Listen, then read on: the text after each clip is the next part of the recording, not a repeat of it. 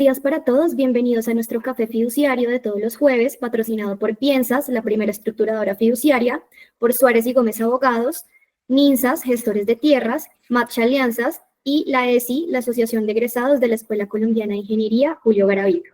El día de hoy tenemos un invitado muy especial, el señor Bruno Flores Miranda, gerente general del Fondo de Cajas Municipales de Ahorro y Crédito y consultor fiduciario en Perú. Buenos días, señor Bruno. Buenos días, señorita Juliana. Muchas gracias por la entrevista. Dispuesto a responder sus consultas. Bueno, nos complace mucho tenerlo aquí en este café fiduciario y vamos a hablar de un tema muy importante que es el funcionamiento de fideicomisos en el Perú. Quiero empezarle preguntando cómo se constituye un fideicomiso en el Perú. Claro. Bueno, partamos de que nosotros los fiduciarios en el Perú estamos regidos por la ley 26702, que viene a ser la ley general del sistema financiero, y su reglamento del SBS, la 10.1099 y la 084-2000.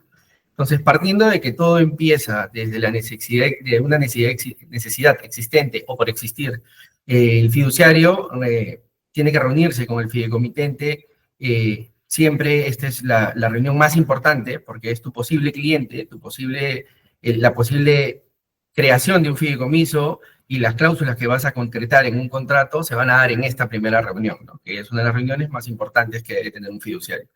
Los pasos típicos que se van a dar siempre en una estructura fiduciaria van a ser que el dueño de un bien manifieste la intención de crear el fideicomiso, que el dueño de este bien transfiera el bien mediante un contrato escrito a una entidad autorizada por la Superintendencia de Banco y Seguros, que es quien nuestro regulador, y que la entidad del sistema financiero acepte administrar el bien del fideicomiso, en fideicomiso.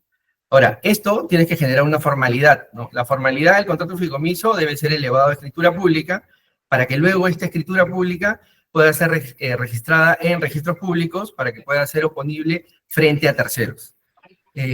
Además, se debe de avisar siempre a la central de riesgo de la superintendencia la creación y constitución de cualquier fideicomiso en el país. Posteriormente, lo que se debe hacer para concretar la constitución del fideicomiso es convocar y concretar a un factor fiduciario, ¿no?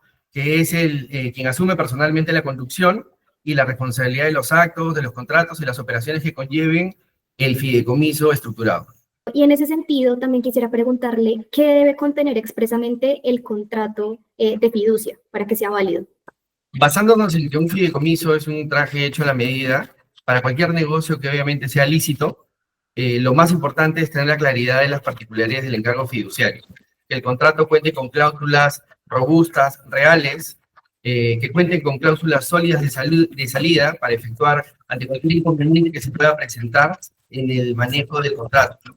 Esto tiene que ser un acto de extrema confianza, en virtud de la cual el fideicomitente puede entregar tranquilamente el bien o el predio o los predios al fiduciario para su administración, para su correcta administración, en beneficio del fideicomitente o del tercero que estime en el contrato, ¿no? Que vendría a ser el fideicomisario en este caso. La normativa que tenemos suele ser muy escueta. Entonces, lo que no te dice normalmente la normativa o la ley, lo vas a estipular en el contrato. Por eso es muy importante saber con exactitud cuáles son las necesidades que tiene tu cliente, que viene a ser el fideicomitente, para poder estructurarlas y ponerlas en el contrato. Recordemos que mientras que todo puedes poner en el contrato de fideicomiso siempre y cuando sea lícito. No hay ningún inconveniente. Por eso saber las particularidades del contrato y conocer la necesidad específica que tienes para poder atender a un acreedor y poder llevar a cabo un fideicomiso de forma correcta y el fiduciario no tenga problemas en su administración, es importante saber justamente los términos para ponerlos como cláusulas contractuales. Perfecto. Y entonces, ¿qué se podría entender en el Perú como un patrimonio fideicomitido? Y en este sentido, ¿qué se puede recibir como parte de él? Ok, un patrimonio fideicomitido es el bien o los predios que tú puedes tener dentro de la administración como un patrimonio autónomo. ¿Qué puedes tener? Puedes tener bienes muebles o inmuebles, cualquier dinero en efectivo. Todo lo que hay que entenderse es que este patrimonio es autónomo. Entonces, una bondad de tener este patrimonio es que está separado de lo que corresponde a la parte financiera o monetaria de cada participante. Llámese fiduciario, llámese fideicomitente, llámese fideicomisario. El patrimonio, al ser autónomo, solamente sirve para cumplir el sentido del fideicomiso que estás creando, que estás constituyendo. Y quisiera preguntarle cuáles son esas obligaciones que tienen los fiduciarios en el Perú, qué les exige la ley, a qué están sometidos, qué pueden o qué no pueden hacer. Ya, ok. Mira, según el artículo 256 de la ley 26702, que es la que nos rige, los fiduciarios en el Perú tienen 11 obligaciones, de acuerdo a normativa. Sin embargo, sabemos que las obligaciones en sí son generales, ¿no? O sea, las obligaciones de principio a fin, end-to-end, es saber que los fideicomisos tienen que ser manejados de forma correcta. Si queremos ir a lo que te dice la normativa, dentro de estas 11 obligaciones, son las características, ¿no? Las típicas condiciones que un fiduciario debe tener, que cuidar y administrar los bienes y derechos que constituyen un patrimonio, defender el patrimonio fideicometido, como si fuera de uno mismo, proteger con pólizas de seguros, los riesgos que puedan ocurrir dentro de la vigencia del contrato, cumplir los encargos que constituyen la finalidad de cada fideicomiso. Es importante, súper importante tener y llevar gente especializada que pueda hacer cumplir las cláusulas contractuales para el beneficio tanto del fideicomitente como del acreedor o beneficiario que viene a ser el fideicomisario. Llevar un inventario y una contabilidad de fideicomisos. Es importante tener siempre la parte contable muy clara, ¿no? Personas especializadas, contabilidad diferenciada del propio medio, preparar balances, los estados financieros que se presentan a las partes y al regulador, guardar la reserva respectiva frente a las operaciones que pueden generarse producto del fideicomiso, notificar a los fideicomisarios la existencia de bienes o servicios disponibles para ellos dentro, que estén a su favor dentro del flujo del contrato, devolver al fideicomitente o sus causavientes los bienes disponibles que se encuentren otra vez a su favor, transmitir de darse el caso, transmitir a una nueva empresa fiduciaria el encargo y rendir cuenta a los fideicomitentes y a la superintendencia al finalizar el contrato, sea por el periodo o sea por el cambio de fiduciario, ¿no? Que no es muy usual que se dé en el Perú, pero también puede pasar. Ok, y en caso de incumplimiento de estas obligaciones por parte de las entidades fiduciarias, ¿qué consecuencias de pronto impone la ley frente a estas entidades? Bueno, eso es una buena pregunta. Tienes penalidades que pueden sufrir un fiduciario, ¿no? Recordemos que los fiduciarios en el Perú están regulados, ¿no? Regulados por la Superintendencia de Banca y Seguros. Por eso es muy importante el hecho de que la persona, en este caso el fideicomitente, cuando quiere tener un fideicomiso, sepa evaluar bien con qué fiduciario vas a trabajar, ¿no? En el Perú no existen muchos fiduciarios, contando al Banco de Desarrollo y al Banco de la Nación del Perú, no llegamos ni a 15 fiduciarios establecidos. Cuando tenemos normativa que podemos tener muchos más, esto ya es un tema ya de educación fiduciaria, de hacer más conocido el medio, de entrar más a las bondades de que tiene el propio negocio de fideicomisos, pero sí es importante, creo yo, a raíz de tu pregunta, el hacer la precisión de que toda persona que va a concretar un fideicomiso tiene que evaluar bien cuáles son los fideicomisos que normalmente ha manejado esa empresa fiduciaria, ¿no? Señor Bruno, ¿podría compartirnos cuáles son los tipos de fideicomisos más manejados actualmente en el Perú? Por supuesto, Juliana.